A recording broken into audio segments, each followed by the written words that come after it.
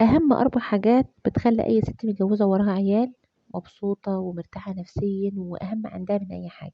كمل الفيديو معايا الاخر واعملوا متابعه القناه ودوسوا لايك. ربنا يكبر بخاطرك. يلا هتعمل متابعه القناه. اللي عايز يا جماعه طريقه الليمون ديت الفيديو موجود على اليوتيوب، خشوا اتفرجوا عليه. اول حاجه حوض المواعين يبقى فاضي. تاني حاجه ثبت الغسيل يبقى فاضي، والغساله ما فيهاش غسيل ومفيش غسيل على الحبل ومفيش غسيل على الكنبه عايز يتطبق، لان انا عندي المواعين والغسيل بيتكاثروا في الشقه بيتكاثروا. دي تاني حاجه.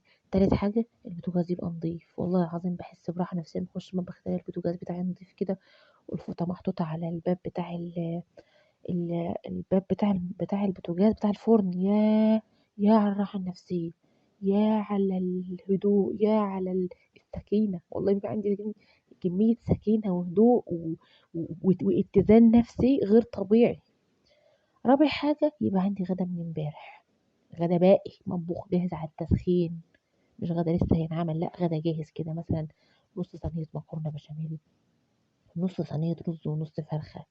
والله العظيم لو رز وبيض حتى بقيت بحس ان انا مبسوطه، بحس ان أنا نفسيتي احسن بكتير. والله ده بالنسبه لي كاني تقول مثلا كاني كنت جايه اسبوع كنت في الساحل، كاني كنت في الجونه، كاني أي مثلا جوزي مثلا يعني لا قدر الله لا قدر الله مثلا جاب لي هديه مثلا يعني، افتكر مثلا مناسبه وجاب هديه مثلا لا قدر الله يعني ولا حاجه.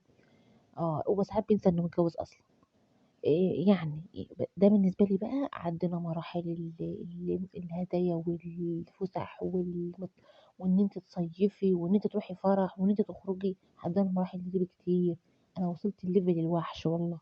وصلت للمراحل ان انا اصحى من النوم الاقي الشقة كأنها مسطرة كده مع نفسها، وعندي غدا بقى واقعد براحتي. انا بحس ان انا بالليل وانا نايمة والحاجات دي موجودة معايا وعندي غدا من امبارح كأني فعلا ببقى نايمة مبتسمة. شُفت اللي كإنه مات وهو ساجد مبتسم، هو ده، نام وهو ساجد برضه. والله العظيم يا جماعة، والله يعني أنا بقيت بافرح بحاجات ما حدش بيفرح بيها، بس أنا بافرح بيها. كل ست متجوزة وراها عيال بتفرح بيها.